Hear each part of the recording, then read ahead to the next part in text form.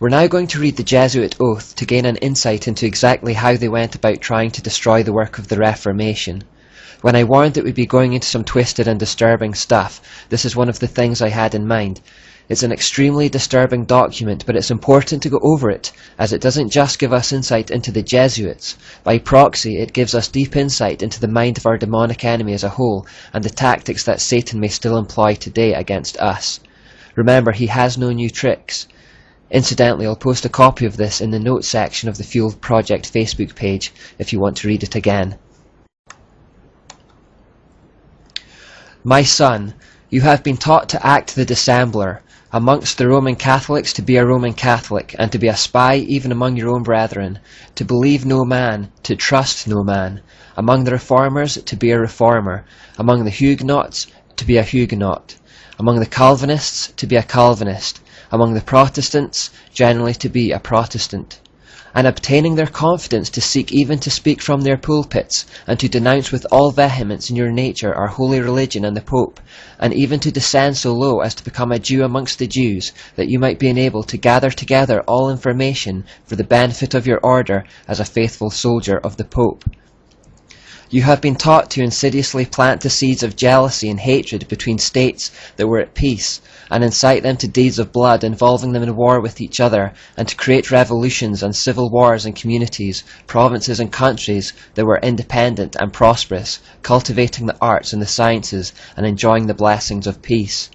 To take side with the combatants and to act secretly in concert with your brother Jesuit, who might be engaged on the other side, but openly opposed to that which you might be connected, only that the Church might be the gainer in the end, in the conditions fixed in the treaties for peace, and that in the end justifies the means.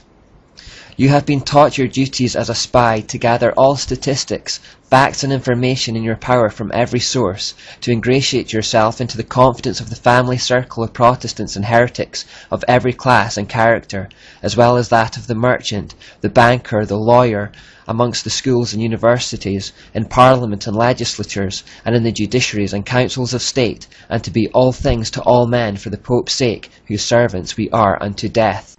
You have received all your instructions heretofore as a novice, a neophyte, and have served as a coadjutor, confessor, and priest, but you have not yet been invested with all that is necessary to command in the army of Loyola in the service of the Pope. You must serve the proper time as the instrument and executioner as directed by your superiors, for none can command here who has not consecrated his labours with the blood of the heretic, for without the shedding of blood no man can be saved. Therefore, to fit yourself for your work and make your own salvation sure, you will, in addition to your former oath of obedience to your order and allegiance to the Pope, repeat after me. I promise that, and declare that I will, when opportunity presents, make and wage relentless war, secretly or openly, against all Protestants and Liberals as I am directed to do, to extirpate and exterminate them from the face of the whole earth, and that I will spare neither age, sex, or condition, and that I will hang, burn, waste, boil, flay, strangle, and bury alive these infamous heretics, rip up the stomachs and wombs of their women, and crush their infants' heads against the walls, in order to annihilate for ever their execrable race. That when the same cannot be done openly, I will secretly use the poisoned cup, the strangulating cord, the steel of the poniard, or the leaden bullet, regardless of the honour, rank, dignity, or authority of the person or persons, whatever may be their condition in life, either public or private, as I at any time may be directed to do so by any agent of the Pope, or superior of the Brotherhood of the Holy Faith, the Society of Jesus. By reading these words, we gain a full appreciation of their shocking tactics, which can be summed up like this. Their intention was to become part of the faith, system, culture, or group that they intended to destroy. Then from within, they would sow seeds of hate and division.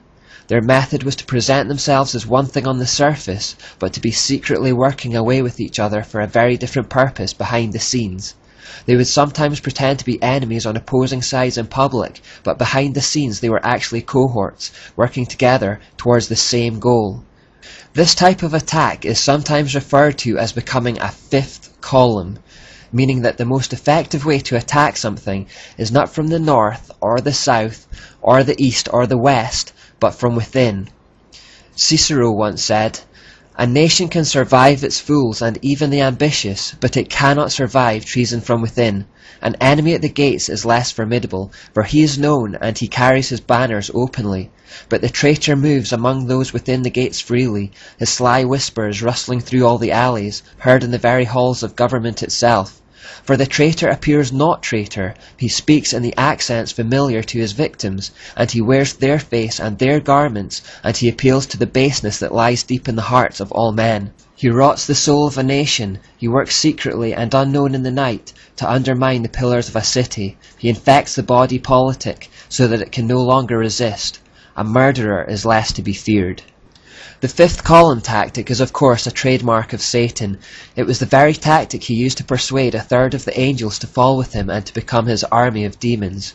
He went around whispering in the ears of anyone who would listen to turn them against God. More recently, ex-witches have spoken of being assigned to local churches by their coven with the aim of being involved in the congregation on the surface, but all the while secretly working against it from within, frustrating its aims and unity. If something is attacked from without, it will put up its defences and fight back. But if, by using deceit, the attacker can become part of the thing it wishes to destroy and gains the trust of those involved, they can take it down from within. But could we really expect any human being to carry out the acts described in this monstrous Jesuit oath? Well, remember that the spiritual exercises were designed to eliminate all human emotion and to turn the men into machines. And just as demonic influence was so clearly at work in Loyola's cave experience, so they are involved in the spiritual exercises.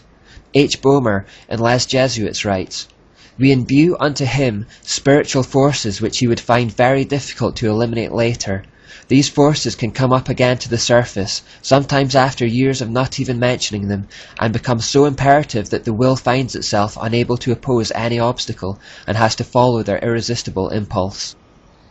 In other words, through the spiritual exercises, the Jesuit initiate becomes possessed and finds themselves compelled to act according to the will of these demonic forces within.